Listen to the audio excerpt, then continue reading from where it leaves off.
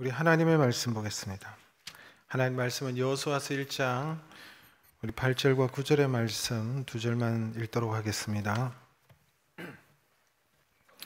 여호수아서 1장 8절 9절 말씀 우리 다 함께 한 목소리로 합독합니다.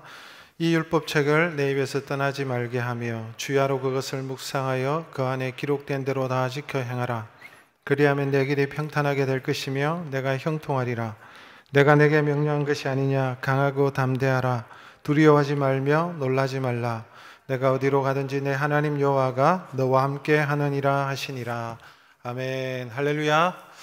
네, 앞뒤 좌우에 계신 분들과 이렇게 한번 인사하겠습니다. 미소를 선물하시면서 보고 싶었습니다. 이렇게 한번 인사하시겠습니다. 보고 싶었습니다. 네, 저도 여러분들이 많이 보고 싶었습니다. 이렇게 주님 안에서 다시 만나게 하신 하나님께 감사를 드리고 또 안식월 가운데 저를 위해서 많이 기도해 주신 우리 모든 성도님들께 감사를 드립니다. 안식일을 보내면서 그동안 좀 미뤄왔던 일들도 좀 하고요. 가족들과 함께하는 시간이 많았습니다. 1년 6개월 만에 저희 자녀들이 다 모였어요. 흩어졌던 자녀들이 다 모여서 한 2달 가까이 이렇게 함께하는 시간을 가지면서 그동안 하지 못했던 아버지 역할도 좀 하고 아버지 노릇도 하고 가족 간에 많은 대화도 나누고 즐거운 시간도 있었고 또 백신 접종도 마치고 또 여러 가지 일들을 좀 했습니다. 그리고 지난 사역들을 돌아보았습니다. 제가 15년 차 이렇게 목회를 하고 있는데 지난 시기를 돌아보기도 하였고 그 다음에 이제는 코로나와 함께하는 시대죠. 그래서 위드 코로나 뭐 이런 얘기를 하더라고요. 이런 시기에 코로나와 함께하는 이런 시기에 우리 교회를 어떻게 이끌어 가야 될지에 대한 방향에 대해서도 기도하면서 하나님 앞에 묻는 그런 시간이었습니다. 지난 목회 사역들을 좀 돌아보면 1기, 2기 또 이제 3기 사역이 시작되는데 1기 때는 전에도 한번 말씀드렸는데 한마디로 하면 기초라고 할 수 있습니다. 기초를 놓는 그런 시기였습니다. 교회의 양육과 훈련의 기초를 놓고 다른 여러 가지 기초를 놓는 시간이었습니다. 그리고 또한 교회 건축의 시기였기도 했습니다. 2기는 성장에 초점을 두었습니다. 우리가 열심히 성장하는 일에 초점을 두었고 또 전도하고 선교하고 그래서 하나님께서 우리 교회를 많이 성장시켜 주셨고 선교제에도 엄청난 성장이 일어났습니다. 3기 사역을 생각하면서 3기 사역은 어떤 시기이냐라고 고민하면서 기도할 때에 코로나를 우리가 경험하고 있잖아요. 이 코로나를 잘 극복해야 되기도 하고 또 성장에 초점을 맞추어서 혹시 하나님 앞에서 우리 자신들이 무너진 것이 없느냐, 교회에서 우리가 그동안 소홀했던 것이 없는지를 살피면서 회복과 또 성숙의 시기로 잡아야 된다는 생각이 들었습니다. 하나님께서 그런 마음을 주셨고 그래서 앞으로 회복, 성숙 여기에 초점을 맞추고 3기 사역을 시작하려고 생각합니다. 그런 가운데 제 머릿속에 안식월을 보내면서 근원적인 질문들을 좀 하게 됐습니다. 코로나라는 이 위기를 맞이하면서 사람들에 대한 생각들을 하게 되었고 또 주변에 어려움을 당하는 분들이 많고 목숨을 잃어버리는 그런 경우들도 많이 있고 이런 생각을 하면서 근원적인 질문들을 하나님 앞에 또 저 자신에게 던져보았습니다. 우리도 살아가면서 던지는 질문일 수 있는데 인생이 무엇인가 하는 생각이 들었습니다. 인생이 무엇인가? 10대 때도 또 지각이 열리면서 그런 질문을 던질 수도 있는데요. 20대, 30대, 40대, 50대, 60대 인생의 항온기에 우리가 던질 수 있는 질문이라고 생각합니다. 동일한 질문들을 아마 던져보셨을 건데 저도 50대 중반이 되고 안식월을 가지면서 또한 코로나 시대에 또 주변에 연약한 분들을 바라보면서 인생이 무엇인가라는 생각이 들었습니다. 근원적인 생각이죠. 이런 생각에 사로잡히면서 이런 생각이 들었습니다. 여러분들도 마찬가지일 거예요. 참 인생이 부질없구나. 인생이 허무하구나. 인생이 정말 아무것도 아니구나. 도대체 인생이 무엇인가 하는 생각들에 사로잡히게 되었습니다. 결국은 시간이 흘러 죽고 마는 것이 인생이 아닌가 하는 생각이 들었습니다. 이런 질문들을 여러분 던져보셨을 것이고, 결국 이런 질문들, 근원적인 질문들을 던져볼 때에 깨닫는 것이 있습니다. 하나님을 떠나서는 인생은 허무하기 거지없구나 라는 생각, 이런 결론에 도달하게 됩니다. 하나님을 생각하지 않고는 전도서에 나오는 말씀대로 헛되고 헛되니 모든 것이 헛되다라는 것이 여러분 실감이 났습니다. 그렇지 않습니까? 하나님 없이 헛되죠. 허무하죠. 아무것도 아니죠. 참으로 허무하기 거지없는 그런 모습입니다. 그래서 결국은 우리 믿음의 사람들은 하나님을 떠나서는 여러분 이 인생이 무엇인가라는 이 질문 앞에 답할 수가 없어요. 하나님을 떠나서는 어떤 답도, 어떤 이런 질문 앞에서도 여러분 막막하기 거지없습니다. 그래서 하나님을 생각하지 않는 인생은 절망할 수밖에 없는 것이구나. 인생은 절망이죠. 그러나 하나님 안에 있을 때에 우리는 절망에서 일어날 수 있다는 것을 느끼게 되는 것입니다. 여러분, 인생이 무엇입니까? 하나님께 주신 생명이 무엇입니까? 생명. 여러분, 생명을 받았는데 이 생명이 무엇입니까? 생명의 뜻을 한자로 살펴보면 명을 사는 것이 생명입니다. 명을 사는 것. 날생자, 명할 명자죠. 누구의 명을 살아가는 것입니까? 누구의 명령을 사는 것입니까? 하나님의 명이죠. 하나님의 명령을 따라 사는 것이 생명이라는 것입니다.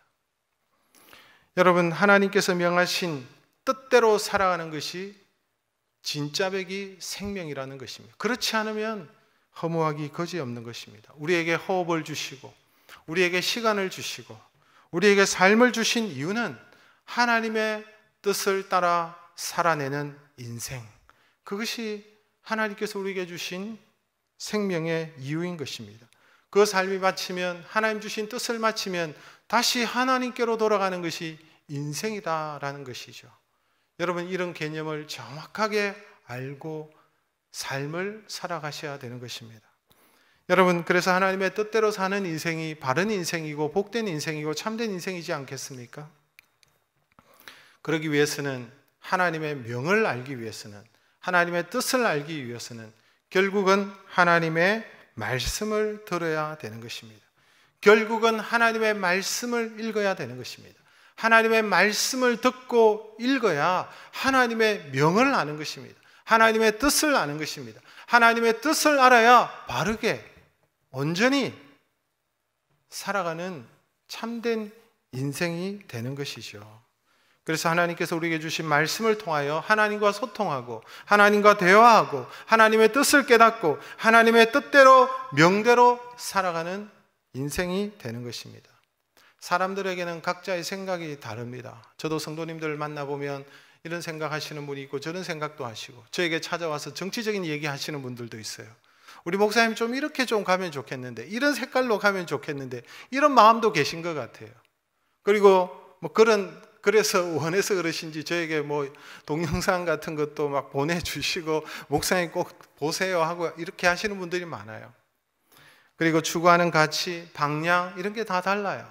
우리가 경험했던 것, 우리의 지식들이 모여서 우리의 기준이 되고 가치가 되고 인생의 방향이 되지 않습니까?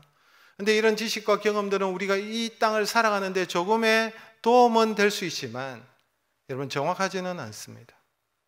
이것은 주관적인 생각과 경험에 지나지 않을 수가 있습니다. 이것을 가지고 여러분 인생의 방향을 정하는 것은 어리석을 수 있습니다. 우리는 말씀으로 돌아가야 됩니다.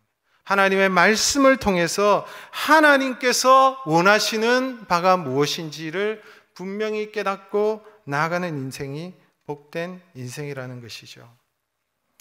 여러분, 하나님은 끊임없이 말씀하십니다. 하나님 말씀을 모르겠어요, 하나님 뜻을 모르겠어요, 이런 분들이 있다면 참 곤란합니다. 하나님은 끊임없이 말씀하고 있습니다. 오늘도 종을 세우셔서, 주의 종을 세워서 말씀하고 계시지 않습니까? 제가 여러분 다른 얘기하는 것 아니라 말씀을 가지고 나아가는 것입니다. 하나님의 말씀을 전하는 것입니다. 여러분, 하나님의 말씀은 신약과 구약 66권의 말씀이 우리에게 주어져 있습니다. 하나님은 끊임없이 이것을 통해서 우리에게 말씀하고 계신 것이죠. 그런데 이 하나님의 말씀이 열리고 하나님과 대화가 되기 시작하면 축복이지만, 이 말씀이 막히고 여러분 하나님과 대화가 단절이 된다면 그 인생의 길도 막히는 거예요. 어떻게 나아가야 될지 모르는 거예요. 여러분, 결국은 그런 인생은 망하는 인생이죠. 그런 인생은 허무한 인생이 될 수밖에 없는 것입니다. 우리가 하나님의 말씀을 듣고 하나님의 말씀을 따라 살아가는 인생이 복된 인생인데, 하나님의 말씀을 닫아버리고 듣지 않고 거역하는 인생은 불행하고 망하는 인생이 되기 때문에 그렇습니다. 여러분, 악인의 삶과 의인의 삶은 다르죠. 의인의 삶은 시냇가에 심은 나무와 같은데 누가 의인의 삶입니까? 하나님의 말씀을 사랑하고 그 말씀을 주야로 묵상하는 사람이라고 그랬어요. 결국은 말씀이에요. 말씀을 통한 하나님과의 대화죠. 제가 문제가 없는 가정이 없지만 문제가 있어서 저에게 찾아오시는 그런 가정들 상담을 해보면 동일하게 여러분 공통점이 있습니다. 하나의 공통점을 발견합니다. 대화의 단절이에요. 남편과 아내가 대화가 없어요. 대화가 안 돼요. 문제 있는 가정을 보면 부모와 자녀 간에 대화가 없습니다. 단절되어져 있습니다. 말이 되면, 대화가 되면 실마리를 찾을 수 있는데 그게 없으니 문제를 해결할 수 없잖아요. 마찬가지입니다. 하나님과 우리 사이도 마찬가지입니다. 하나님과 우리 사이에 하나님의 말씀이 열려야 되는데 하나님과 나 사이에 말씀이 닫혀 있으면 여러분 불행한 인생이 되는 것입니다. 이스라엘이라는 나라를 보세요. 언제 부강하고 언제 번창하고 언제 여러분 번영했습니까? 이스라엘 백성들이 하나님의 말씀에 청종하고 그 말씀대로 살아갈 때에 그 이스라엘 민족이 여러분 축복을 받았습니다. 번영하였습니다. 여러분 신명기 28장 2절에서 6절의 말씀을 우리 같이 한번 읽겠습니다. 같이 읽습니다. 내가 내 하나님 여호와의 말씀을 청종하면 이 모든 복이 내게 임하여 내게 이르리니 성읍에서도 복을 받고 들에서도 복을 받을 것이며 내 몸의 자녀와 내 토지의 소산과 내 짐승의 새끼와 소와 양의 새끼가 복을 받을 것이며 내 광주리와 떡반죽 그릇이 복을 받을 것이며 내가 들어와도 복을 받고 나가도 복을 받을 것이니라. 여러분 언제 복을 받는 것입니까?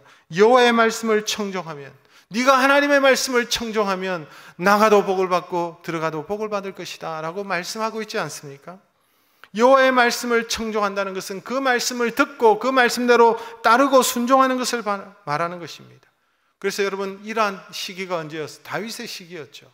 다윗 왕의 시기에 여러분 이스라엘의 가장 강성한 나라를 이루었고 하나님의 복을 받았던 시기라고 할 수가 있습니다. 그러나 하나님의 말씀을 거역하고 불순종하고 하나님과 단절될 때에 이방 나라의 놀이객감이 되고 포로로 끌려가고 비참한 상황이 되지 않습니까? 우리가 역사서를 읽어봤죠. 역대하 36장에 보면 이스라엘이 바벨론에 완전히 멸망하게 됩니다. 멸망해서 여자들은 짓밟히죠. 성적으로도 짓밟히고 여러분 그 수치를 당하고 젊은이들은 포로로 끌려가고 여러분 짐승처럼 끌려가고 놀이객감이 되고 부모와 헤어지고 완전히 이상가족이 되지 않습니까? 왜 그렇습니까? 왜 그 땅이 황폐하게 되고 멸하게 되었습니까?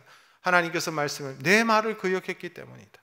나의 말을 멸시했기 때문이다. 내가 보낸 선지자를 욕하고 그 말을 듣지 않고 그래서 하나님께서 진노하셨다라고 말씀하고 있습니다.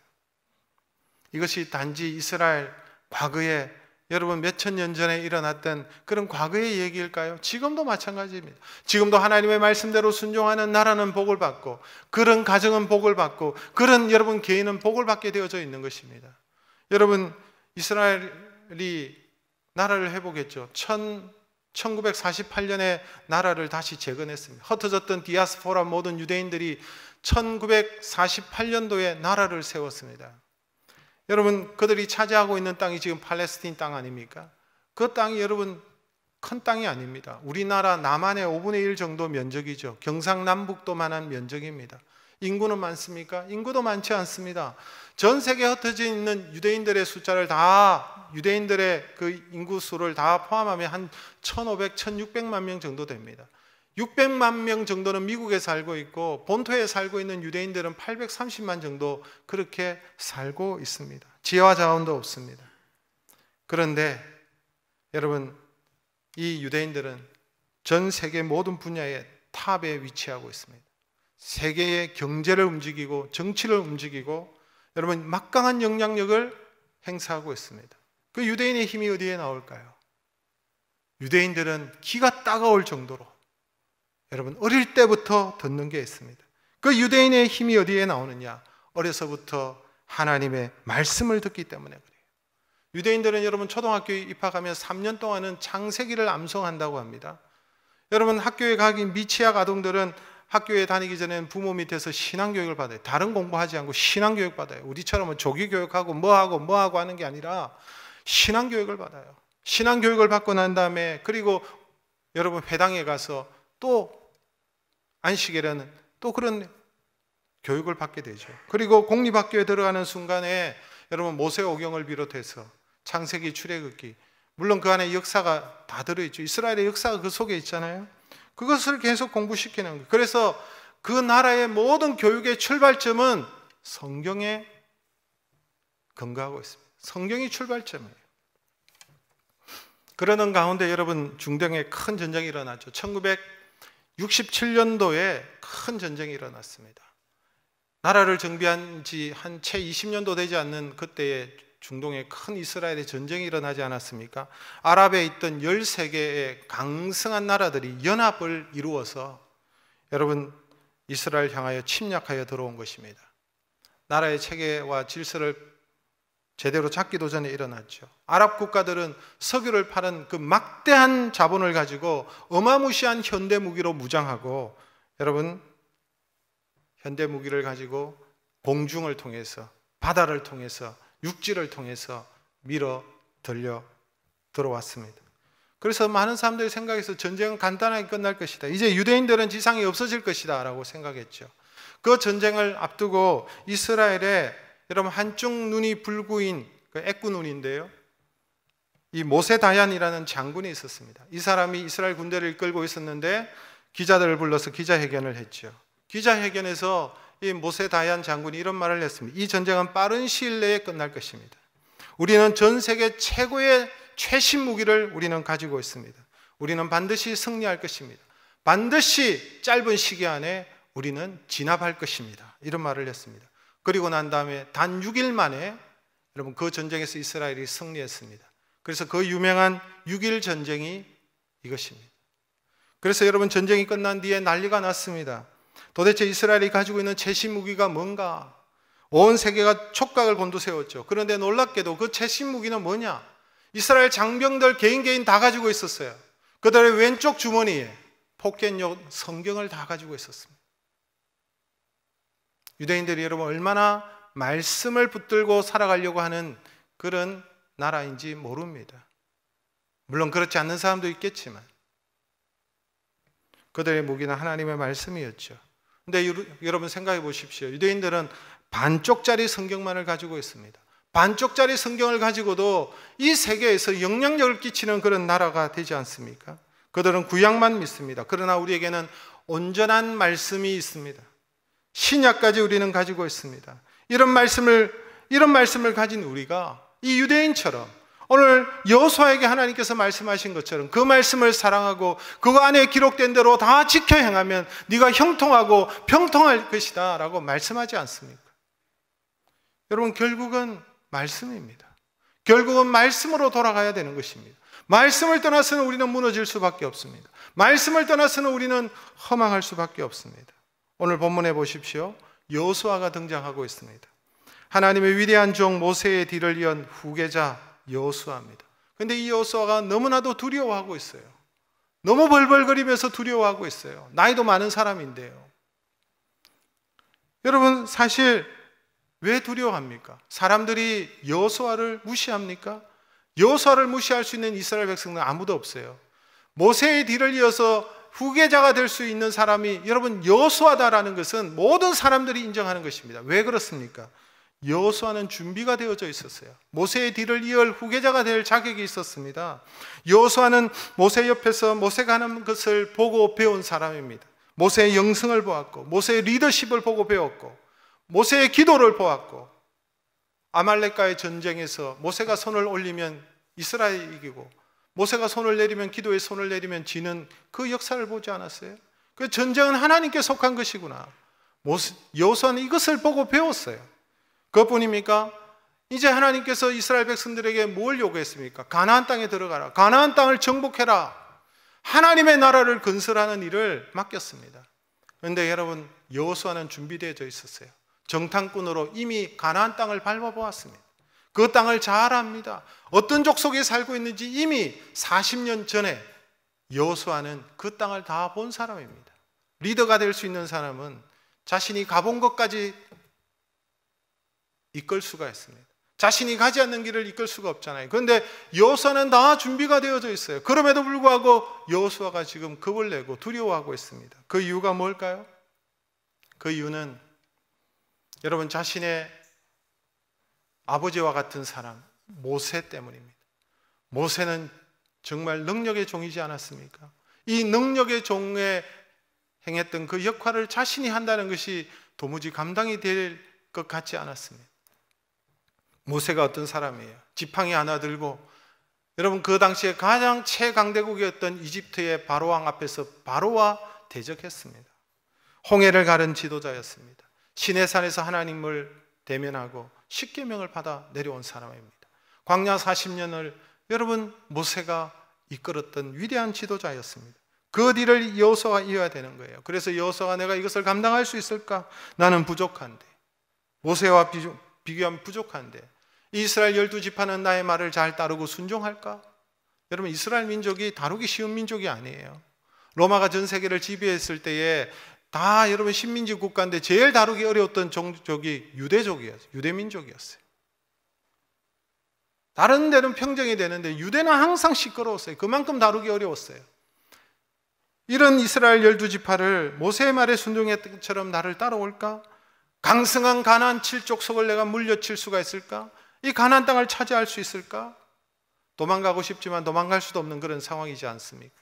그 어깨에 누르는 책임감과 중압감이 너무너무 컸던 거예요. 그 가운데 그가 두려워하고 있었습니다. 그때 하나님께서 두려워하는 여호수아에게 나타나셔서 무엇을 얘기하셨나요? 바로 여러분, 여호수아서 1장 5절과 6절의 말씀인데 같이 한번 읽도록 하겠습니다. 내 평생에 너를 능히 대적할 자가 없으리니 내가 모세와 함께 있었던 것 같이 너와 함께 있을 것임이니라. 내가 너를 떠나지 아니하며 버리지 아니하리니 강하고 담대하라. 너는 내가 그들의 조상에게 맹세하여 그들에게 주리라 한 땅을 이 백성에게 차지하게 하리라.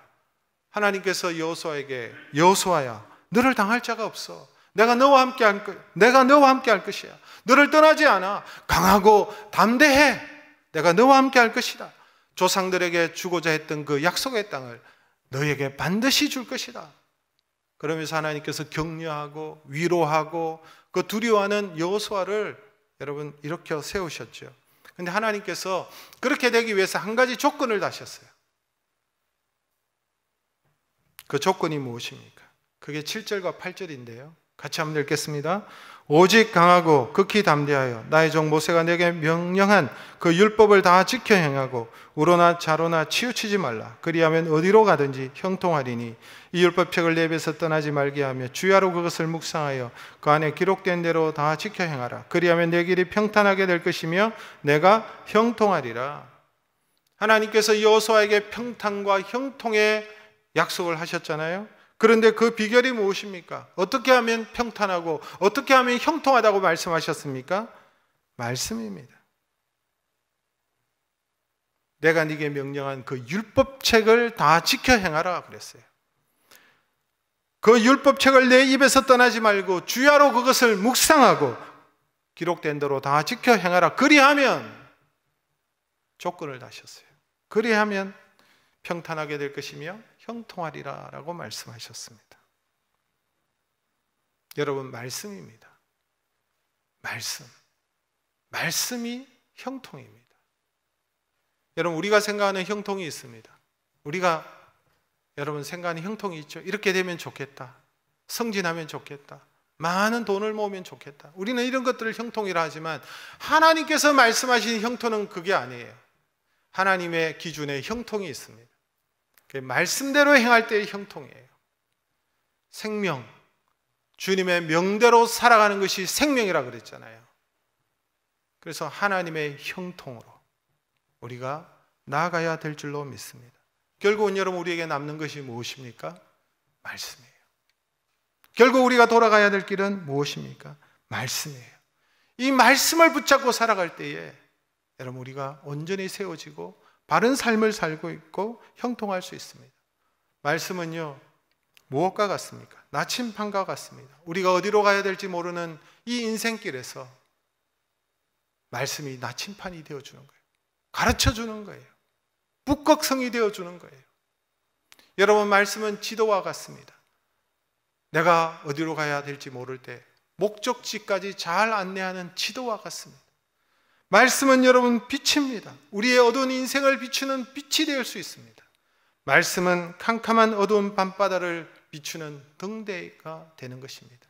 그래서 여러분 시편 119편 105절에 이런 말씀을 하고 있죠. 우리 같이 읽습니다. 주의 말씀은 내 발의 등이요 내 길의 빛이니이다. 누가 한 말이에요? 다윗이 한 말입니다. 주의 말씀은 내 발의 등이요 내 길의 빛입니다. 한 번도 가보지 못한 인생의 이 어두운 길을, 이 광야와 같은 이 길을 우리가 어떻게 빠져나갈 수 있습니까? 어떻게 갈 수가 있습니까? 어떻게 하면 인생에 찾아오는 어려운 고비를 우리가 이길 수가 있습니까?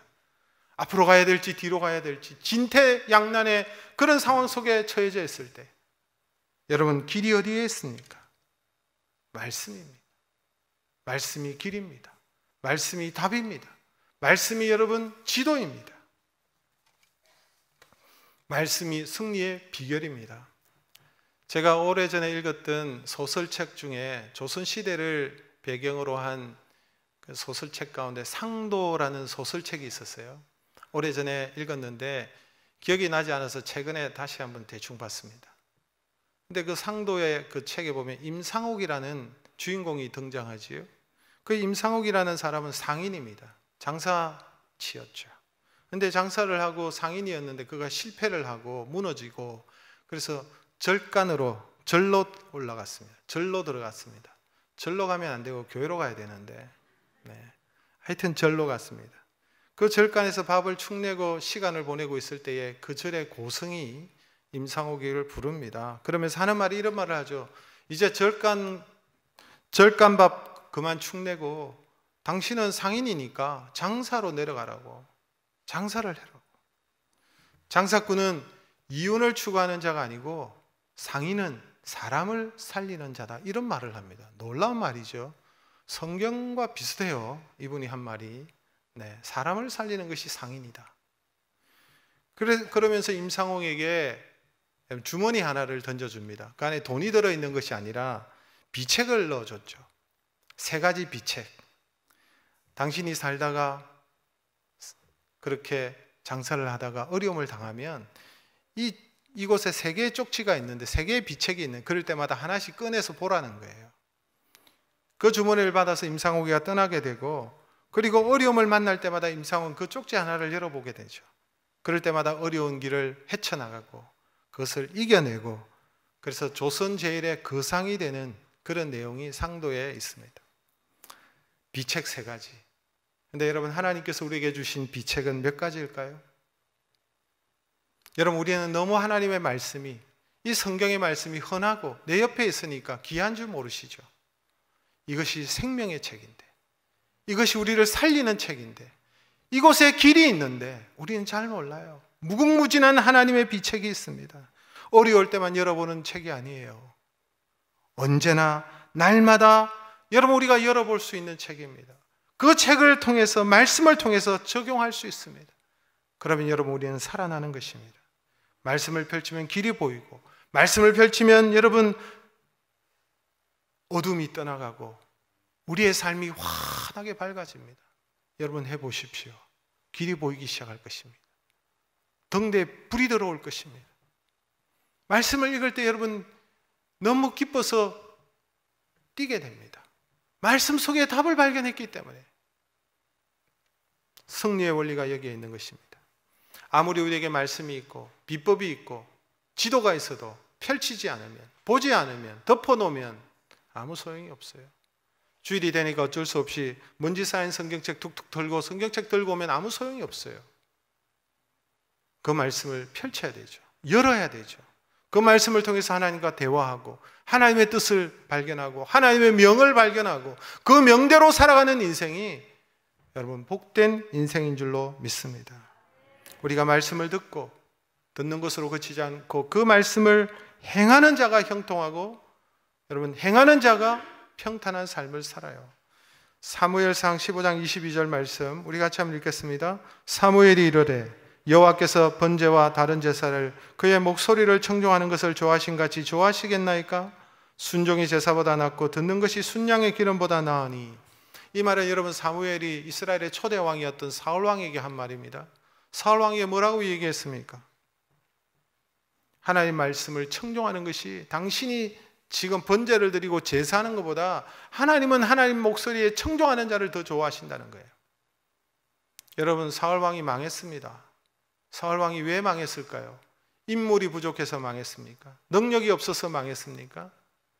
아니면 전쟁의 경험이 없어서 망했습니까? 아니에요. 하나님 말씀을 듣지 않았어요. 하나님 말씀을 거역했어요. 하나님 말씀을 멸시했어요. 그래서 하나님께서 그를 버리신 거예요. 그를 버리시고 누구를 세웁니까? 이스라엘의 두 번째 왕인 다윗 왕을 하나님께서 세우셨잖아요. 이새의 아들 다윗을 택하셨습니다. 사랑하는 성도 여러분, 결국은 말씀이에요. 성경을 펼쳐보면 성경에 나타나는 수많은 인물들이 어떤 삶을 살았습니까? 결국은 하나님의 말씀의 길로 걸어가지 않았습니까? 믿음의 길로 걸어간 것입니다. 결국은 말씀과 함께 살 때에 그들은 형통했습니다. 제가 말하는 형통은 세상의 형통이 아니에요. 하나님의 기준에서 형통을 말하는 것입니다. 세상의 형통은 여러분 허무하고 무너지고 다 떠날 것입니다. 남는 게 없어요. 죽음 앞에서 여러분 우리가 가져갈 수 있는 게 아무것도 없어요. 그러나 제가 말하는 것은 하나님께서 주신 형통을 말하는 것입니다. 하나님께서 말씀하시는 거예요. 그 말씀 앞에 우리가 청종하고 순종하는 것입니다. 자신을 내려놓고 말씀 앞에 순종하는 자에게 하나님께서는 형통과 평탄을 약속하셨습니다. 말씀 앞에 나를 내려놓아야 되죠. 내 생각, 내 고집, 내 가치, 내 경험, 내 자존심 내려놓아야 순종이 됩니다. 내려놓지 않으면 순종이 안 됩니다. 여러분 마지막으로 여호수아서 1장 7절 말씀 같이 한번 읽겠습니다. 오직 강하고 극히 담대하여 나의 종 모세가 내게 명령한 그 율법 다 지켜 행하고 우로나 좌로나 치우치지 말라. 그리하면 어디로 가든지 형통하리라. 우로나 좌로나 치우치지 말라. 이 말이 뭘까요? 우리는 하나님의 말씀을 걸어가다가 우로 치우치고 좌로 치우치고 잘못된 길로 빠지기도 하고 그렇죠. 목사도 마찬가지예요. 저라고 없겠습니까? 오히려 저는 우리 성도님들 가운데 저보다 믿음이 좋은 분들이 훨씬 많다고 생각합니다. 제가 봐도 나보다 믿음이 훨씬 좋으시구나 이런 걸 느낄 때가 참 많습니다. 목사가 믿음이 좋은 게 아니에요. 여러분들과 별반 차이가 없어요. 좌로나 우로나 치우칠 수 있어요. 잘못될 수 있어요. 그런데 이 좌로나 우로나 치우치지 말라 이 말이 무슨 말일까요? 내 생각, 내 경험, 내 고집 이런 것들이 자꾸만 들어오니까 좌로나 우로나 빠지는 거예요. 다른 사람이 이 말하면 그쪽으로 빠지고 이 사람 말 듣고 저 사람 말 듣고 사람 말 듣고 자기 경험 믿고 그러니까 하나님의 말씀대로 제대로 살지 못하고 순종하지 못하는 것 아니겠습니까? 사랑하는 성도 여러분, 하나님은 우리가 형통하기를 원하십니다. 하나님은 우리가 잘 되기를 원하십니다. 형통의 길을 준비하셨습니다. 그 형통의 길이 뭐냐? 바로 말씀을 준비하신 거예요. 말씀을 우리에게 주신 거예요. 무엇보다도 말씀을 가까이 해야 되는 거예요. 그래서 그 말씀이 기준이 되어서 우리를 인도할 것인데, 그래서 여러분 말씀을 듣고 묵상하고 좌로나 우로나 여러분 치우치지 않고 말씀으로 가야 되는데, 그래서 여러분 말씀이 하라고 하면 힘들어도 하십시오. 말씀이 하라고 하면 힘들어도 하시고요. 말씀이 하지 말라고 하시면 내한테 손해가 돼도 안 하셔야 돼요. 그래야 여러분 좌로나 우로나 치우치지 않는 거죠. 나에게 좀 이익이 된다고 하나님의 말씀과 상관없는 삶을 살고 하나님께서 기뻐하지 않는 길로 가고 이러면 안 되는 것 아니겠어요? 그래서 나를 내려놔야 돼요. 내려놔야만 순종할 수 있어요. 나는 내 거 다 가지고 있으면서 하나님의 말씀대로 순종한다, 그 말 다 거짓말이에요. 그렇게 살 수가 없어요. 내려놓으셔야, 내 자신을 내려놓아야 말씀 앞에 순종하고 걸어갈 수 있는 줄로 믿습니다. 쉽지 않습니다. 말씀대로 살아갈 수 있는 용기가 필요하고 믿음이 필요하고 성령님께서 우리를 도와주셔야 되고, 그래서 말씀대로 살 수 있도록 하나님께서는 광야에 뺑뺑이도 돌리시고, 그래서 우리를 단련하시고 하나님을 더욱더 알아가도록 하시고 그렇게 하시는 거예요. 여러분, 결국은 말씀입니다. 이 말씀을 붙드십시오. 9월 첫 주부터 우리 시가서와 예언서, 선지서죠, 이 말씀을 또 통독할 것입니다. 그래서 예언서까지 다 읽고 나면 이제 통독을 일독을 하게 되는 것이죠. 여러분, 참여하시고 한 사람도 빠짐없이 말씀을 읽고 묵상하십시오. 그 말씀 속에 우리의 길이 보이고 그 말씀 안에서 지혜를 얻게 되고 그 말씀 안에 답을 얻게 되고 하나님의 음성을 듣고 하나님께서 때로는 우리를 멈추게 하시고 때로는 하나님께서 다른 길로 인도하시고 보여주시고 이끌어 주실 것입니다. 그럴 때에 말씀 앞에 순종하고 나아갈 때 하나님께서 우리와 함께 하시고 우리가 가는 곳마다, 우리가 밟는 곳마다 하나님의 나라가 임하는, 하나님의 나라를 건설하는 우리의 지경이, 하나님의 나라의 지경이 확장되게 될 줄로 믿습니다.